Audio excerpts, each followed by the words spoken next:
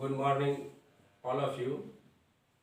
आज जो है हम क्लास 10th का फर्स्ट चैप्टर जो है रियल नंबर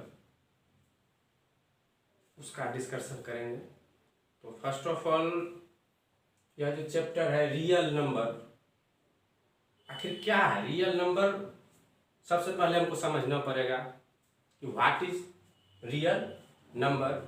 तो हम लोग प्रीवियस क्लास में जो है पढ़ चुके हैं रियल नंबर के बारे में और यहाँ पर भी पढ़ेंगे। नंबर सिस्टम में हम लोग रियल नंबर के बारे में पढ़े हुए और जानते हैं।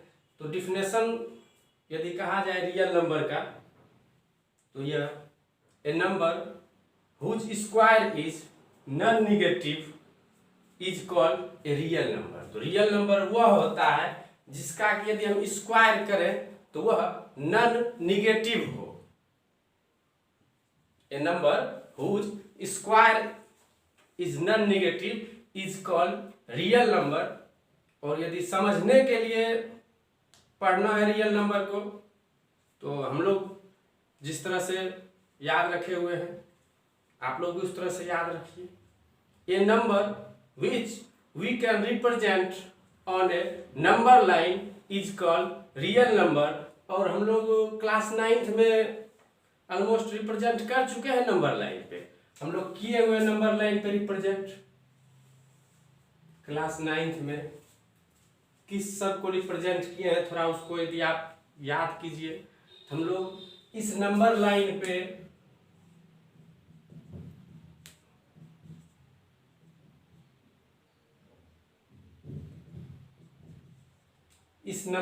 पे हम लोग इंटीजर्स को रिप्रेजेंट किए हैं।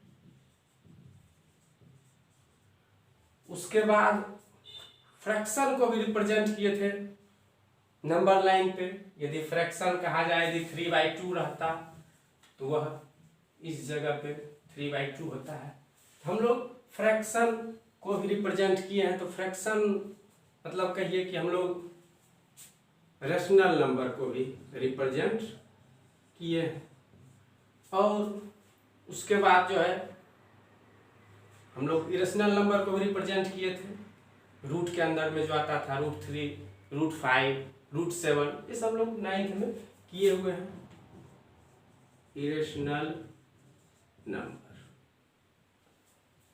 इस तीनों को हम लोग नंबर लाइन पे रिप्रेजेंट किए हैं। और यह तीनों जो है यह एक तरह से रियल नंबर है। हमको जो यह चैप्टर जो कह रहा है वह यही है रियल नंबर जो हम पढ़ेंगे।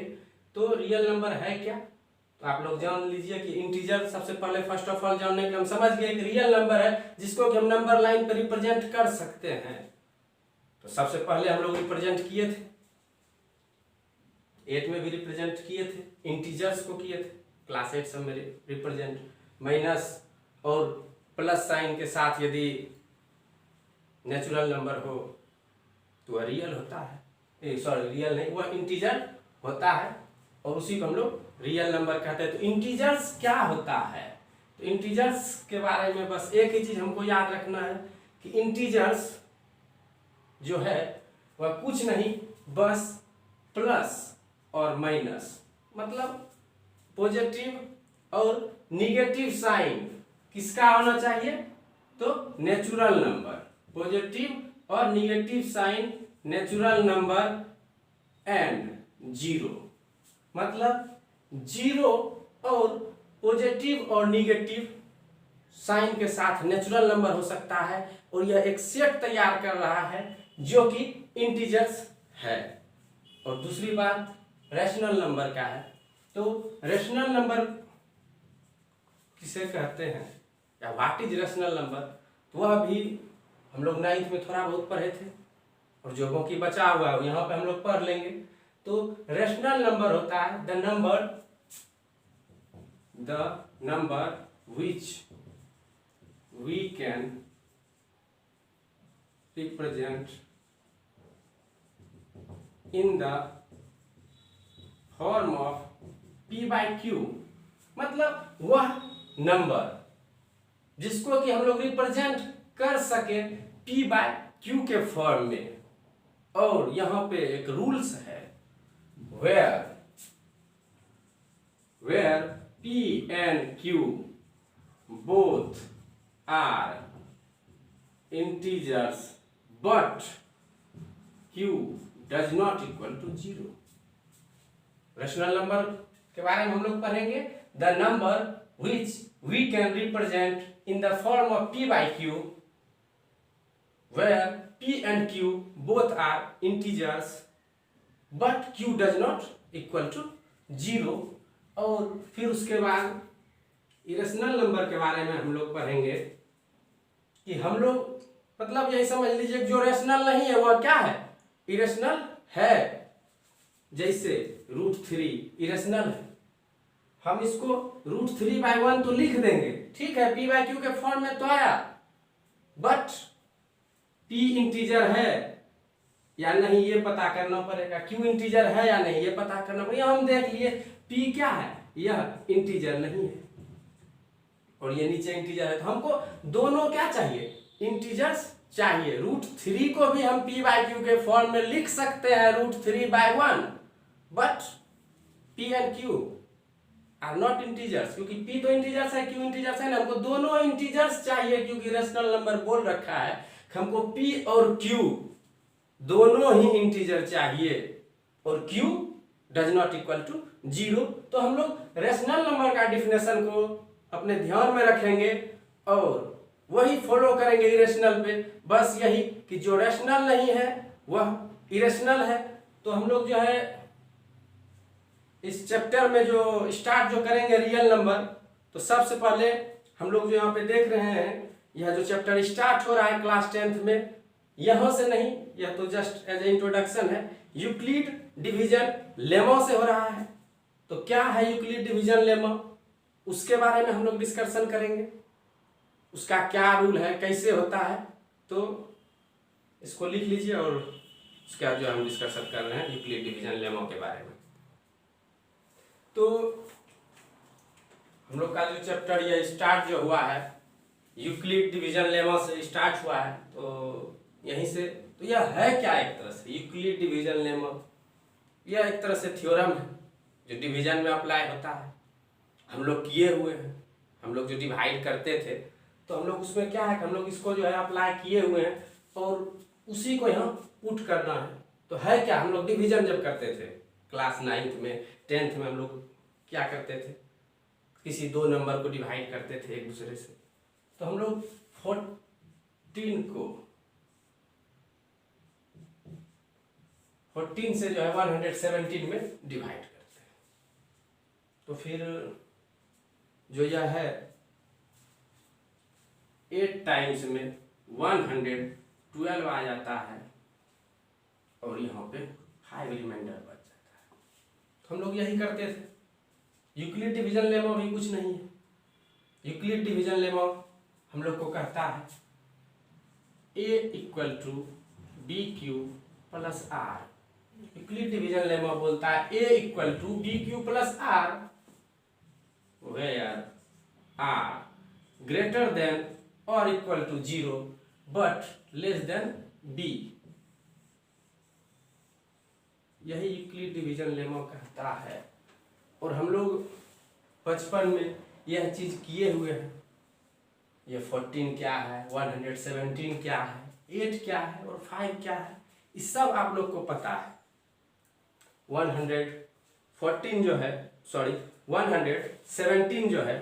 वह है डिविडेंड, इसको हम लोग डिविडेंड बोलते हैं, इसको डिवाइजर बोलते हैं, इसको क्वोशिएंट बोलते हैं और इसको रिमाइंडर बोलते हैं।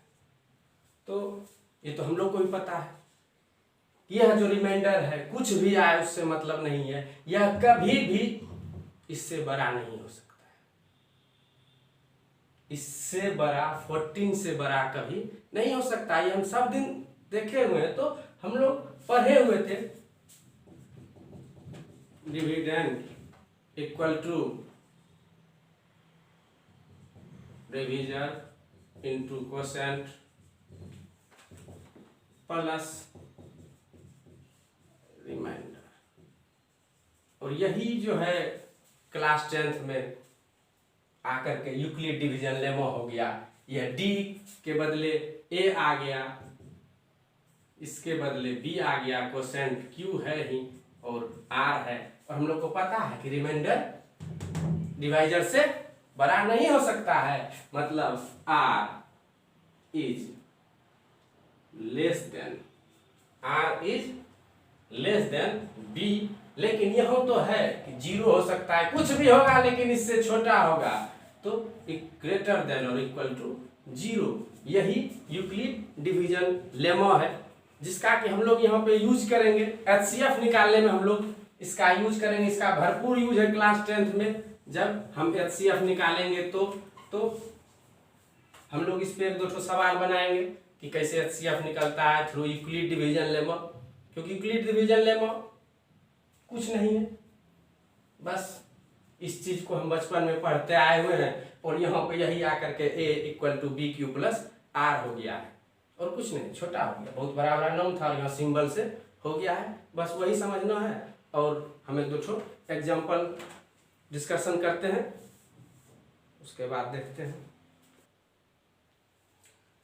तो इस चैप्टर का जो फर्स्ट एग्जाम्पल है वो कह रहा है use Euclid's algorithm to find HCF of 4052 and 12576।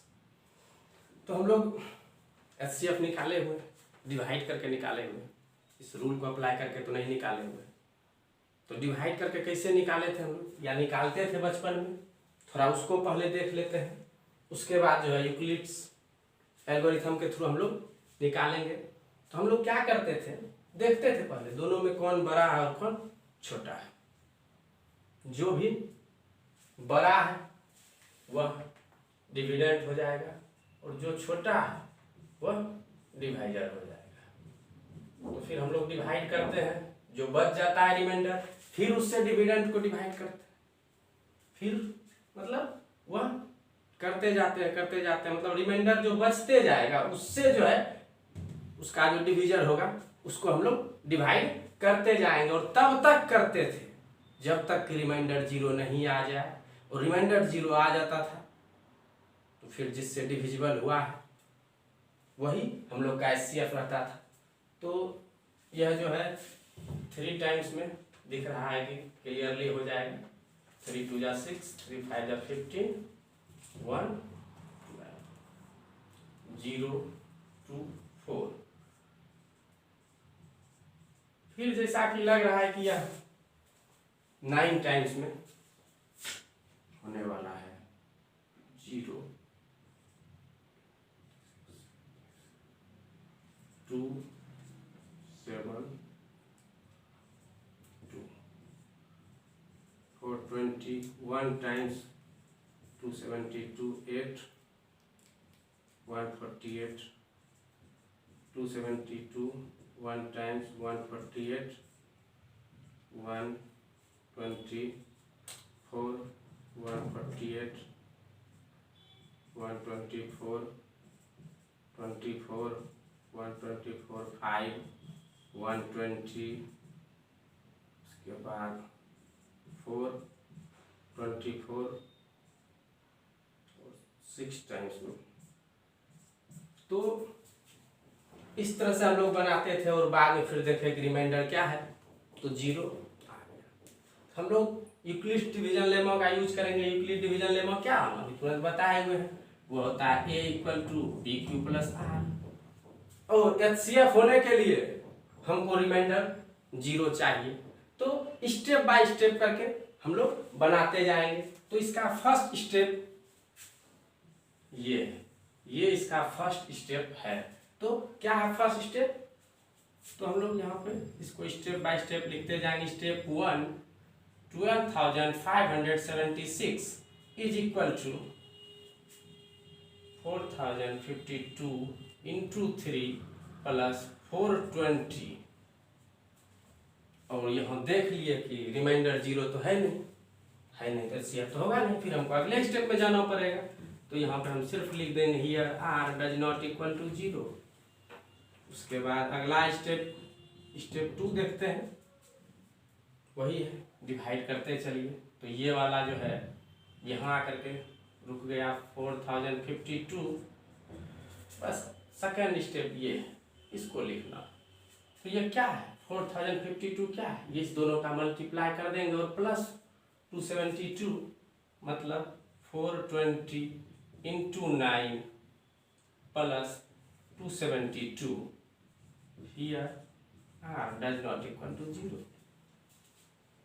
फिर देखेंगे स्टेप 3 क्या कर रहा है।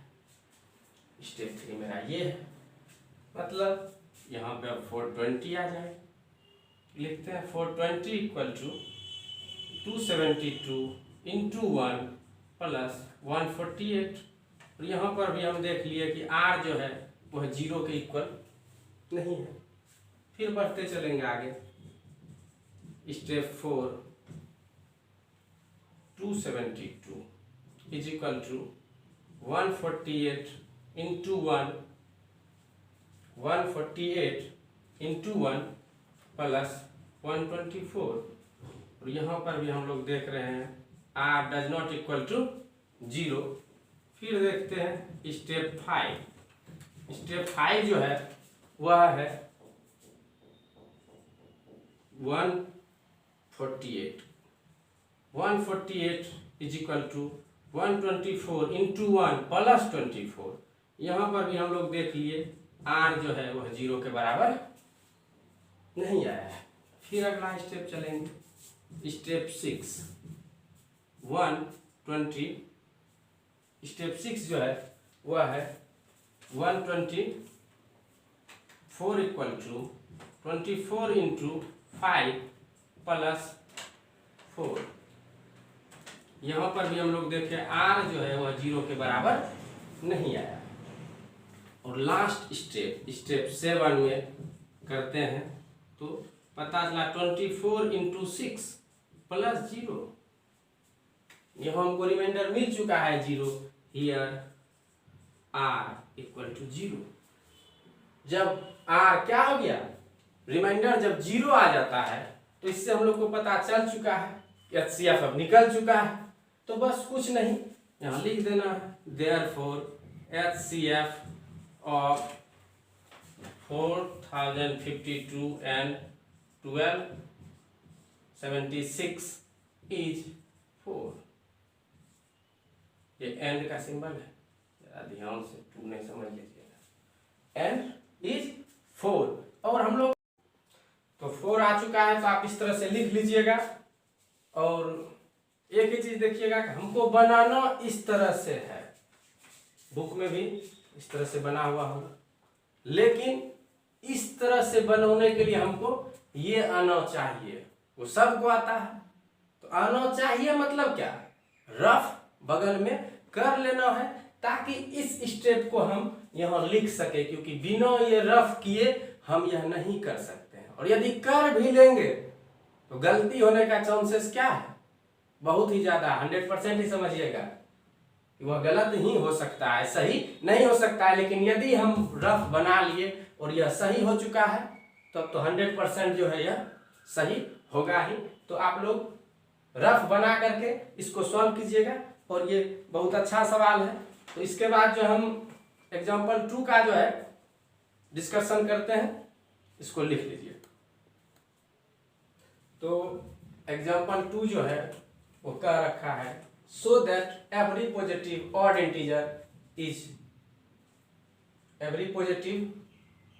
So that every positive even, यहाँ पे इवन होता है जो कि छूट चुका है, कोई बात नहीं। So that every positive even integer is of the form of 2q and that every positive odd integer is of the form of 2q plus 1। मतलब सवाल में बोला जा रहा है कि जो भी इवन होगा वह इस फॉर्म में होगा और जो भी ऑड होगा वह इस फॉर्म में होगा। और हम लोग यूक्लिड डिवीजन एल्गोरिथम जो है वो हम लोग देखे हुए हैं, वह a equal to b q plus r होता है। हम लोग यहीं से इस टाइप के सवाल को सॉल्व करेंगे और क्लियरली क्या है कि हम इसको ध्यान से देखेंगे कि यह कह क्या रहा है। ज़्यादा घबराने की ज़रूरत नहीं है, क्योंकि और जल्दीबाजी भी नहीं करना, बस ध्यान से सोचना कि यूक्लिड डिवीजन लेमा ये बोल रखा है बी क्यू प्लस आर हमको चाहिए, जो कि ये है दिख रहा है। ए कुछ होगा या क्या होगा हम लोग करते हैं, let a b any, let a b any integers and b equal to 2। B equal to क्या ले लिए 2, कि हमको उसको जो है किससे डिवाइड करना है, तो 2 से डिवाइड करना है। जैसे ही ए कोई पॉजिटिव इंटीजर्स हो, बी क्या हो गया 2 हो गया, देन बी जो है हमारा 2 हो चुका है, तो यहाँ पे जो रिमाइंडर होगा हम लोग को भी पता है, then R is greater than और equal to 0 but less than true, यही जो है हमारा होगा। तो a इक्वल टू क्या होता है हम लोग लिखेंगे, a इज इक्वल टू हम लोग लिख सकते हैं तब by Euclid division algorithm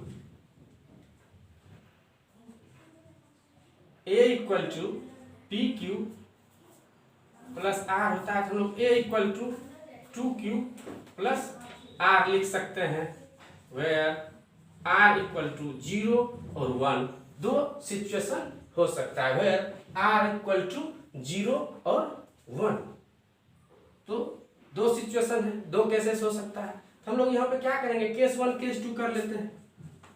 case 1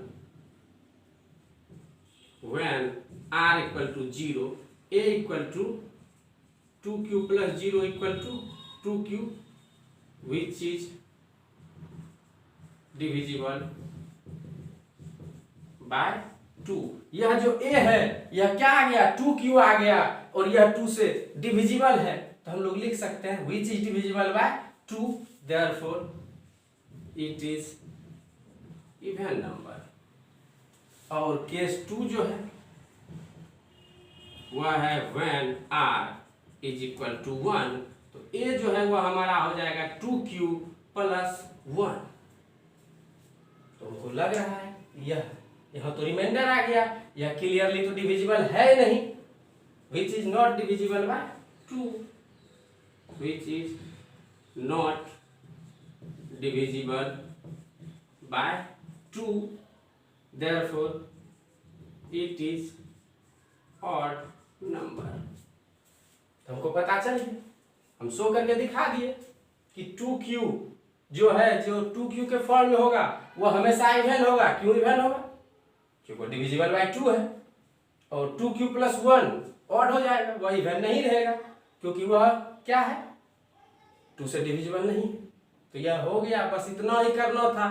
और यदि आपको कुछ करना है तो बस लिख देना है यहाँ पर कि हैंस, और ये आप देख रहे क्वेश्चन है ना, hence every positive even integer, hence every positive even integers is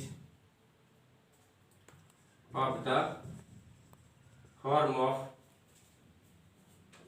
2q and every positive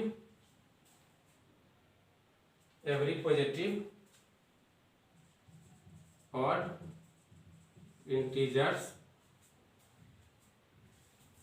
is of the form of 2q plus 1। और हम सवाल में जब लेट किए थे हम एनी इंटीजर लिखे थे, लेकिन क्वेश्चन पॉजिटिव बोल रखा है और 2 बार पॉजिटिव लिखे, तो यहाँ पे पॉजिटिव लिखना था जो कि हम नहीं लिखे थे। तो आप लोग भी जब सवाल बनाते हैं तो खुद ब खुद पता चल जाता है कि कहाँ पे कुछ चीज छूटा है या रिविजन किया जाता है। तो यहाँ पे एनी पॉजिटिव इंटीजर्स लिखना है, क्योंकि सवाल बोल रखा है पॉजिटिव इंटीजर, चाहे वो इवन हो या ऑड हो, तो हमको यहाँ ए जो है वह भी पॉजिटिव लेना ही पड़ेगा। तो इसको जो है आप ठीक से उतार लीजिए, बहुत अच्छा। तो एग्जाम्पल का जो दूसरा सवाल है, नहीं तीसरा सवाल है, दूसरा नहीं तीसरा सवाल जो है वो कह रहा है so that any positive odd integer is of the form 4q और 4q + 3 where q is some integers। यह भी ठीक जैसा पिछला सवाल था वैसा ही है, प्रोसेस भी वही होगा, थोड़ा सा कुछ है क्योंकि यहाँ ऑड इंटीजर्स और ये बोला जा रहा है। देखते हैं कि क्या है, सॉल्यूशन करने के बाद ही पता चलेगा। वही कर लेते हैं, let a b any positive integers, let a b any positive integers where b = 4। b को ले लेंगे 4 के बराबर, जब हम 4 के बराबर ले लेते हैं तो क्या हो जाएगा, देन r जो है वह 0 से बड़ा या equal to but less than b। यह किस टाइप से बनेगा वो देखना है, तो बाय यूक्लिड डिवीजन लेमो या एल्गोरिथम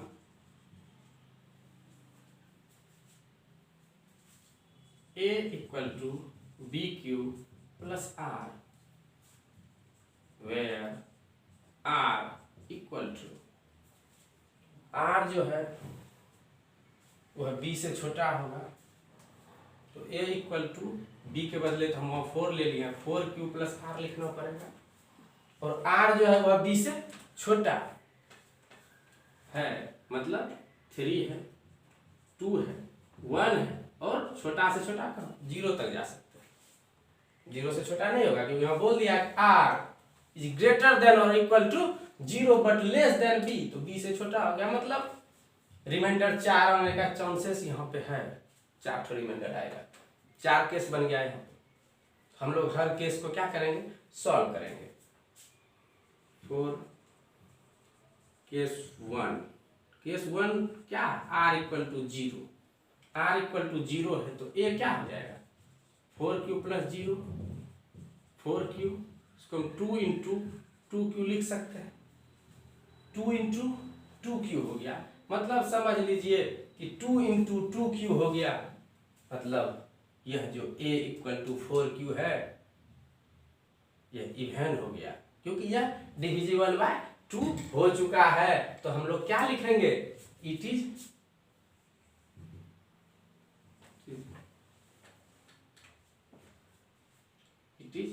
इवन लिख दो, कितना दिखाई दे दिया, डिविजिबल बाय 2 है तो इवन होगा, ठीक है। और दूसरा केस देखते हैं, फॉर केस 2 r यदि 1 हो जाता है, a = 4q + 1, 2 से क्लियरली डिविजिबल नहीं हो रहा है, 2 सिर्फ इससे कॉमन निकल रहा है, इससे 2 कॉमन नहीं निकल रहा है, तो यह क्या है, which is not divisible by 2, therefore it is odd। यह मेरा ऑड हो गया। और तीसरा केस जो है, फॉर केस 3 r = 2, a जो है वह मेरा हो गया 4q + 2। हम देख रहे हैं दोनों टर्म में कुछ कॉमन आ रहा है, तो वह 2 आ रहा है कॉमन, तो हम लोग 2 को बाहर कर लेते हैं, और ये हो गया 2q + 1, फिर इससे हम 2 बाहर आ गए, इसका एक फैक्टर निकल चुका है 2, तो यह क्या हो जाएगा, इट इज इवन। और चौथा केस देख लेते हैं, for case 4 r = 3, a = 4q + 3, और ये तो 2 से हो रहा है, लेकिन अगला 2 से नहीं हो रहा है, मतलब 2 इससे बाहर आएगा नहीं, इसका फैक्टर 2 हो ही नहीं रहा है, हम लोग यहाँ पे लिखेंगे which is not divisible by 2। तो यह भी हो गया इट इज ऑड। और इतना सब चीज करने के बाद हम देख चुके हैं कि ये इवेन हो गया और ये इवेन हो गया और ये दोनों ऑड हो गया।